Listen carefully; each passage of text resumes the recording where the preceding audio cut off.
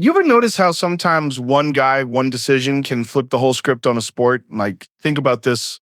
Mo Salah, the Egyptian king, Liverpool's superstar, the guy who's been tearing up defenses for years. Right now, he's standing at this crossroads where his next move could literally change football forever. And it blows my mind because we're not just talking about goals and trophies here. We're talking about loyalty, legacy, billions of dollars, the Premier League's pride, Saudi Arabia's crazy ambition. It's all colliding in this one insane moment. And the wild part is nobody really knows which way it's going to go. But whatever happens, it's not just going to affect Liverpool fans. It's going to shake up the whole sport. And that's why we got to break this down. Because when you zoom out, this is so much bigger than just a transfer rumor. This is football at a crossroads, man.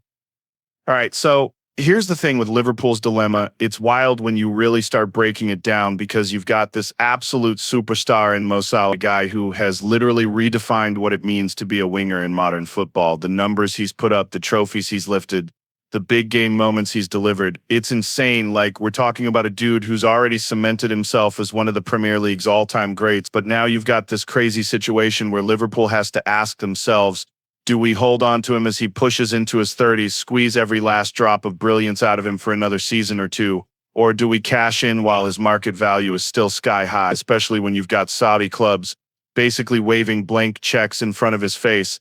I mean, these guys aren't just offering good money. They're throwing around generational wealth numbers, like money that makes you question loyalty, legacy, everything. And Liverpool's board, man, they're sitting there looking at this like, okay, on one hand, Salah is still producing at the top level. He's still one of the best players in the world. But on the other hand, they're not blind. They know time catches up with everyone, even freak athletes, even the guys who seem unstoppable. And you don't want to be the club that holds on too long, watching a legend fade while his transfer value tanks. But you also don't want to be the guys who sell him too early, because how do you go out in this market and find someone who can give you 25 goals a season, Champions League nights, that aura? Because let's be real, Liverpool's whole system, Klopp's whole pressing, counterattack, quick strike football, it all functions better when Salah is the guy pulling defenders out of shape and smashing goals from nowhere. And if you let him go, you're not just losing a player, you're ripping out a chunk of your identity. Plus, think about the fans, the culture. This is the guy kids have Salah posters on their walls for. You let him walk, and suddenly it's not just a footballing decision, it's an emotional earthquake for the whole fan base.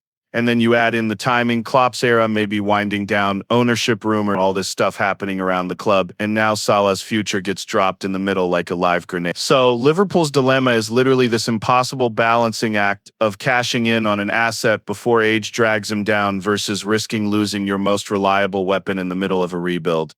And the craziest part is, whichever decision they make, there's going to be people saying it's the wrong one.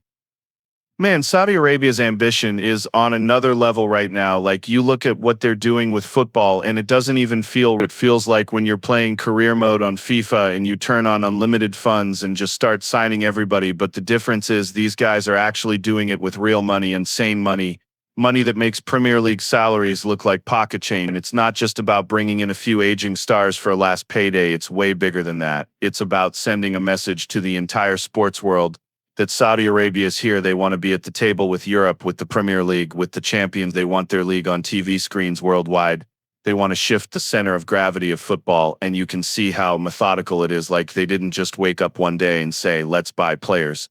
They started with infrastructure. They're buying clubs, they're hosting major events. They've already done it with boxing, with golf, with Formula One. And now football is the crown jewel, and the ultimate symbol of their ambition is going after someone like Mo Salah, because he's not just a great player, he's the face of football for millions in the Arab world. He's a cultural icon, and if they can land him, it's not just another transfer, it's a statement to every kid in Cairo, Riyadh, Jeddah, that their league matters. Their league has the biggest names, and think about how much power that brings. Because once you have Salah, other big names look at it differently. They start thinking, damn, maybe I should go there too. Maybe it's not just a retirement home. Maybe it's the next big thing. And that's exactly the psychological warfare they're playing with football right now. They're not just buying talent, they're shifting perception. And they can afford to do it because money is literally no object. They're backed by state wealth funds with billions.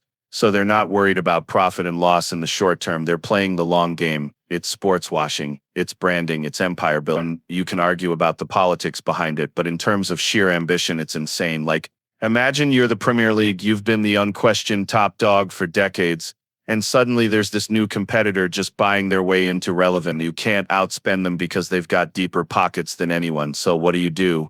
You can't ban them, you can't ignore them, and that's the scary thing for traditional football powers. Because Saudi Arabia doesn't care about the old rules, they're rewriting. And if Salah actually makes that move, man, that could be the moment everyone looks back on as the tipping point where football's balance of power really started to shift. Here's where it gets really interesting, because this whole loyalty versus legacy thing with Mo Salah is like the ultimate test of what football really means to a player. On one side, you've got loyalty, the idea that Salah owes something to Liverpool, to the club that turned him from a Chelsea reject into one of the deadliest forwards on the planet. Like, this is the place where he became a legend, where he lifted the Champions League, where he helped win the Premier League after 3 decades of waiting. You think about all those nights at Anfield, all those moments where he's ripping his shirt off in front of the cop after scoring some ridiculous goal. That's not just football, that's memory, that's legacy being written in real time. And so people say, how can he walk away from, how can he take the money and go? But then you flip it and you realize the legacy conversation is way bigger than just loyalty to one club. Because legacy also means what you leave behind for your family, for your people, for your own identity. And when Saudi Arabia is offering him $500 million or whatever insane number it is, that becomes legacy too. That's generational wealth. That's securing your name in history, not just as a footballer, but as a man who changed his family's trajectory forever. And the wild thing is, football fans always want players to be loyal, but clubs aren't loyal. Like Liverpool sold Coutinho the second Barcelona came calling. They let Mane walk when it suited them. Gerrard was almost sold to Chelsea back in the day. So how much does loyalty really mean when the institution itself is about business? And that's where players have to think about themselves, because the truth is, legacy gets remembered in 2 different ways. In Europe, Salah will always be that Liverpool king if he stays and keeps score, maybe builds a statue outside Anfield. But in the Middle East, in Africa, in the wider world, his legacy might actually grow if he becomes the guy who legitimized Saudi football, who made it cool, who was the first true megastar in his prime to make that jump. So either path is legacy, one's more romantic, the other's more pragmatic. And the tension between those two is what makes this such a fascinating decision, because Salah has to choose between being remembered as the ultimate loyalist, who stayed with Liverpool until the end, or as the pioneer who took the money, broke the mold, and changed the game forever. And whichever way he goes, people are going to debate it for decades. Man, when you start talking about Jurgen Klopp and the impact Salah's future has on the team, it's a whole different level of chaos. Because Klopp isn't just some manager, he's like the architect of this entire Liverpool identity over the last decade. He's the guy who turned a good squad into European champions, who turned doubters into believers. And so much of that has been built around Salah being this unstoppable weapon on the right, like the whole set of pressing, the transitions, the way Liverpool explode forward in waves. It's all sharper, deadlier, scarier, because Salah is there dragging 2 defenders out of position, scoring 20-plus goals a season. The thought of Klopp losing him is like taking away a knight from a chess grandmaster in the middle of a game. It changes everything. And you know, Klopp is the type of guy who thrives on loyalty, on passion, on his players buying into his system. So imagine him having to look at Salah, player he's defended, trusted, built around, and know there's a chance he might walk for Saudi money. That's not just tactical impact. That's an emotional hit to Klopp too. And then you think about the rest of the squad, like, how does Darwin Núñez react without Salah feeding him those passes? How does Diaz operate without that constant double-team pressure Salah creates on the opposite side? How much more exposed does Trent Alexander-Arnold become defensively if he doesn't have Salah covering ground up that right flank? It's a domino effect, man. And then you get to the transfer market side of things, because replacing Salah isn't just hard, it's damn near impossible. There's maybe 5 players in the world who could give you that output, and they're either locked down at other clubs or cost a fortune. Liverpool aren't known for throwing PSG or City money around. They're calculated buyers, so Klopp would probably have to rebuild the whole frontline dynamic instead of just swapping in a new Salah, which could take years. And Klopp doesn't have years. He's already hinted that his Liverpool chapter is closer to the end than the beginning. So if Salah goes now, you're not just weakening the squad, you're potentially accelerating the end of Klopp's era. And that's why this decision is so low, because Klopp has always been the type to fight to keep his stars. But at the same time, he's a realist. He knows football is a business, and deep down he might even be thinking, okay, if Salah leaves, maybe this is the beginning of the transition into whatever comes next for Liverpool. But the scary part is, without Salah, that transition might not look like a title-chasing rebuild. it might look like the slow fade of one of the most exciting teams we've seen in modern football. The bigger picture here is just insane when you zoom out, because this whole Mo Salah to Saudi Arabia rumor isn't just about one player moving clubs. It's about the future of football and who actually controls the game. For decades, the Premier League has been the powerhouse, the money machine, the global attraction, the place where the best players go and the best managers want to work. And suddenly there's this challenger in the form of the Saudi Pro League, just throwing around money like it's monopoly cash, not caring about financial fair play,